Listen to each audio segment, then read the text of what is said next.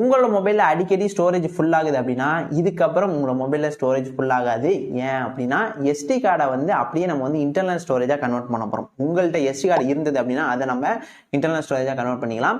இப்போ இந்த 14.7 GB என்கிட்ட ஃப்ரீயாக வந்து இருக்குது, அதாவது எஸ்டி கார்டு ஃப்ரீயாக இருக்குது. இது அப்படியே நான் வந்து இன்டர்னல் ஸ்டோரேஜாக இப்போ வந்து கன்வெர்ட் பண்ணி என்னோட மொபைல் ஸ்டோரேஜ் வந்து ஃபுல் ஆகாமல் நான் வந்து பார்த்துக்கலாம். ஓகே, இதுக்கு என்ன பண்ணணும் அப்படின்னா உங்களோட மொபைலில் ஃபஸ்ட்டு எஸ்டி கார்டு போட்டுக்கணும். எஸ்டி கார்டு இருந்ததுக்கு அப்புறம் செட்டிங்ஸ் ஓப்பன் பண்ணுங்கள். செட்டிங்ஸ்குள்ளே போனதுக்கப்புறம் அபவுட் டிவைஸ் இல்லை அபவுட் ஃபோன் இருக்கும், அதை கிளிக் பண்ணுங்கள். கிளிக் பண்ணோன்னா வெர்ஷன் இருக்கும், அதை ஒரு 7-8 டைம் இப்படி லாங் ப்ரெஸ் பண்ணி அதாவது டச் பண்ணிங்க அப்படின்னா டெவலப்பர் ஆப்ஷன் ஓப்பன் ஆகும். ஓப்பன் ஆனதுக்கப்புறம் டெவலப்பர் ஆப்ஷனுக்குள்ளே வந்து என்ட்ரு ஆகும். சப்போஸ் டெவலப்பர் ஆப்ஷன் ஓப்பன் ஆகலை அப்படின்னா அது வந்து எதுக்குள்ளே இருக்கும் அப்படின்னா அடிஷனல் செட்டிங்ஸ்குள்ளே இருக்கும். அதாவது வெளியில் இல்லை அப்படின்னா அடிஷனல் செட்டிங்ஸ்குள்ளே டெவலப்பர் ஆப்ஷன் இருக்கும். டெவலப்பர் ஆப்ஷன் வந்து உள்ளே வந்து போங்க. எனபிள் பண்ணி உள்ளே போனீங்க அப்படின்னா ஸ்க்ரோல் பண்ணி கடைசி வாங்க.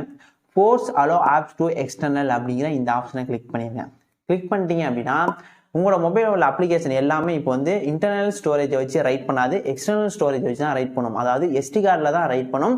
ஸோ இன்டர்னல் ஸ்டோரேஜ் வந்து வேலையே இல்லை. இதுக்கப்புறம் எஸ்டி கார்டில் தான் அந்த ஸ்பேஸ் வந்து கன்சியூம் பண்ணிட்டு இருக்கும். அதாவது அடுத்தது குரோம்குள்ளே வந்து என்ட்ரு ஆகுங்க. என்ட்ரு ஆனோடனே செட்டிங்ஸ்குள்ளே போங்க. போனோடனே ஸ்க்ரோல் பண்ணிங்க அப்படின்னா டவுன்லோட் அப்படிங்கிற ஒரு ஆப்ஷன் இருக்கும். அதுக்குள்ளே கிளிக் பண்ணி இந்த ஸ்டோரேஜ் லொக்கேஷனை கிளிக் பண்ணி இன்டர்னல் ஸ்டோரேஜ் இருந்துச்சு அப்படின்னா அதையுமே எஸ்டி கார்டுன்னு கொடுத்துருங்க. கொடுத்து ஓகே வந்து கொடுத்துட்டீங்க அப்படின்னா இதுக்கப்புறம் நீங்கள் குரோமில் ஏதாவது டவுன்லோட் பண்ணீங்க, பாட்டு படம் எது டவுன்லோட் பண்ணாலுமே அது வந்து எஸ்டி கார்டுக்கு தான் போகும். இது மட்டும் இல்லாமல் கடைசியாக இன்னும் ஒன்று மட்டும் பண்ணணும். இது பண்ணிட்டீங்க அப்படின்னா ஃபுல்லாக உங்களோட இன்டர்னல் ஸ்டோரேஜ் பார்த்தீங்கன்னா எஸ்டி கார்டு ஸ்டோரேஜை வந்து மாற்றிக்கலாம். ஒன்றும் இல்லை, கேமரா வந்து போங்க. கேமராவில் போய் செட்டிங்ஸ் இருந்துச்சுன்னா நீங்கள் வந்து போய்க்கலாம். அப்படி இல்லை அப்படின்னா உங்களோட மொபைலில் செட்டிங்ஸை வந்து கிளிக் பண்ணுங்கள். கிளிக் பண்ணி செர்ச்சில் கேமரான்னு செர்ச் பண்ணிங்க அப்படின்னா கேமரா வரும். அதை கிளிக் பண்ணதுக்கப்புறம் இந்த இடத்துல பார்த்தீங்கன்னா ஆப்ஷன் வந்து கொடுத்துருப்பாங்க. சேவ் டு எஸ்டி கார்டு அப்படிங்கிற ஒரு ஆப்ஷன் வந்து டிசபிளாக இருக்கும். அப்படி டிசபிள் இருந்துச்சு அப்படின்னா அதை வந்து எனபிள் பண்ணிட்டீங்க அப்படின்னா நீங்கள் உங்களோட கேமரா வச்சு ஃபோட்டோ வீடியோ எது எடுத்தாலுமே அது எல்லாமே பார்த்தீங்கன்னா எஸ்டி கார்டில் தான் சேவ் ஆகும். இன்டர்னல் ஸ்டோரேஜில் சேவே ஆகாது.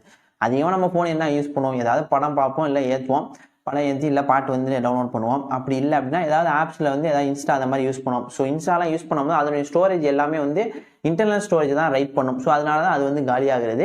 இப்போ நம்ம வந்து எக்ஸ்டர்னல் ஸ்டோரேஜ் வந்து ரைட் பண்ண வச்சியாச்சு. அதே மாதிரி நீங்கள் வந்து குரோமில் டவுன்லோட் பண்ணாலும் எக்ஸ்டர்னல் ஸ்டோரேஜ் எல்லாம் போகும். அப்படி இல்லை அப்படின்னா வீடியோ இல்லை ஃபோட்டோ எடுத்தினா கூட இன்டர்னல் ஸ்டோரேஜில் வந்து சேவ் ஆகுது, எக்ஸ்டர்னல் ஸ்டோரேஜில் தான் சேவ் ஆகும்.